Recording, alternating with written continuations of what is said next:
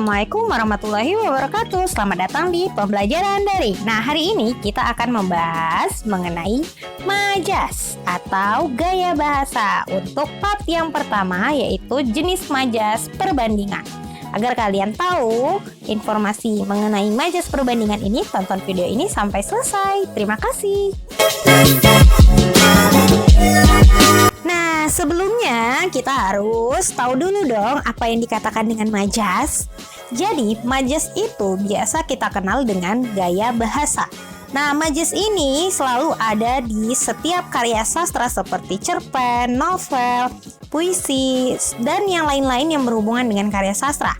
Nah, majas ini adalah pemakaian kata yang melewati batas-batas makna yang lazim atau menyimpang dari makna harfiah. Jadi, majas ini merupakan kata-kata yang digunakan tapi dia tidak menggunakan makna yang sebenarnya, melainkan menggunakan makna yang lain dan dia berupa perumpamaan. Jadi itu yang dikatakan majas. Nah, jadi majas ini punya beberapa bagian, salah satunya yaitu majas perbandingan. Nah, jadi majas perbandingan ini merupakan majas yang dia dapat dihasilkan dengan membandingkan benda atau hal yang satu dengan hal yang lainnya, di mana perbandingan itu ada yang secara eksplisit atau menggunakan kata pembanding, tetapi juga ada yang dibuat secara implisit atau tanpa menggunakan kata pembanding. Itulah penjelasan dari majas perbandingan. Nah, sekarang mari kita lihat apa aja sih jenis-jenis dari majas perbandingan itu. Jadi jenisnya itu ada sekitar 6 jenis majas, dimana yang pertama itu ada personifikasi, metafora, simile, asosiasi, alegori, dan metonimia. Nah, kita akan kupas tuntas satu persatu dari jenis-jenis majas perbandingan ini. Oke, yang pertama itu ada majas personifikasi. Jadi majas personifikasi ini adalah gaya bahasa yang disusun dengan cara menganggap benda mati seolah-olah dapat berbuat seperti manusia. Nah, jadi kalau dikatakan benda mati itu seperti manusia yang gimana? Kita lihat contohnya.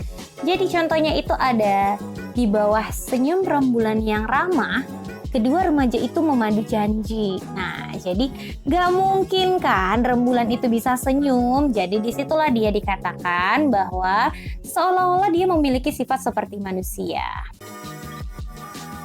Jadi yang kedua itu adalah majas metafora. Jadi majas metafora ini adalah gaya bahasa dengan membandingkan dua hal yang mempunyai kesamaan sifat dan tidak memakai kata pembanding. Nah, jadi lihat contohnya ya, sang raja siang tegak di atas kepala. Nah, di sini kita nggak menggunakan kata pembanding, tapi dia mempunyai kesamaan sifat antara si raja siang tegak di atas kepala berarti matahari. Itulah contohnya. Nah, jenis majas perbandingan yang ketiga itu adalah majas simile. Nah, jadi sebenarnya majas simile ini disusun dengan membandingkan secara langsung antara dua benda dengan menggunakan kata pembanding. Berarti di sini harus pakai kata pembanding.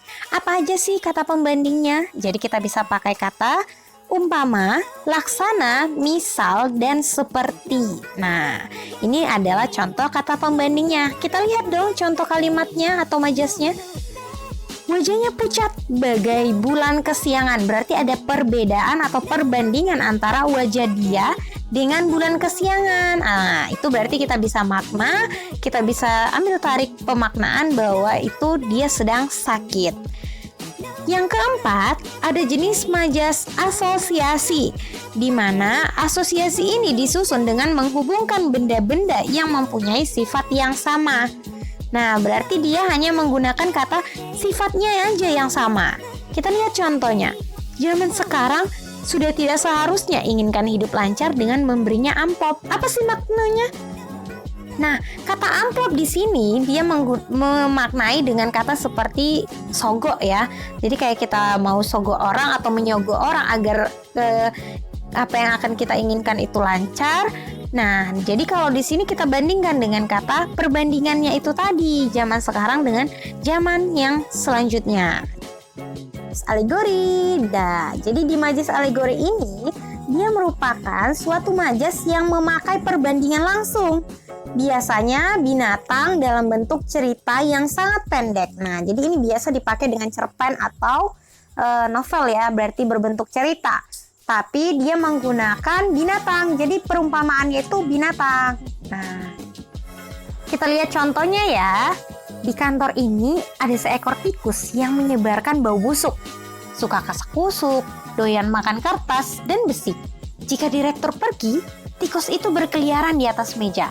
Nah, makna tikus di sini bukan makna yang sebenarnya, melainkan tikus di sini bisa kita ambil dengan kata dengan makna orang yang korupsi atau koruptor. Itulah kita masukkan dengan makna dari majas tersebut. Nah, kita lihat majas yang terakhir yaitu adalah majas metonimia. Jadi majas metonimia ini sebenarnya majas yang menggunakan hubungan asosiasi antara sesuatu yang dimaksud dengan yang dinyatakan. Berarti ada yang berbeda gitu dari makna yang dimaksud dengan yang dinyatakan. Kita lihat contohnya.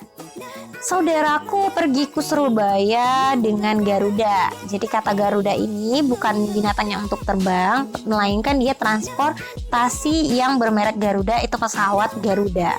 Sama dengan kita ambil contoh kijang. Kijang itu bukan berupa binatang kijangnya, melainkan bisa kita pakai dengan merek mobil kijang.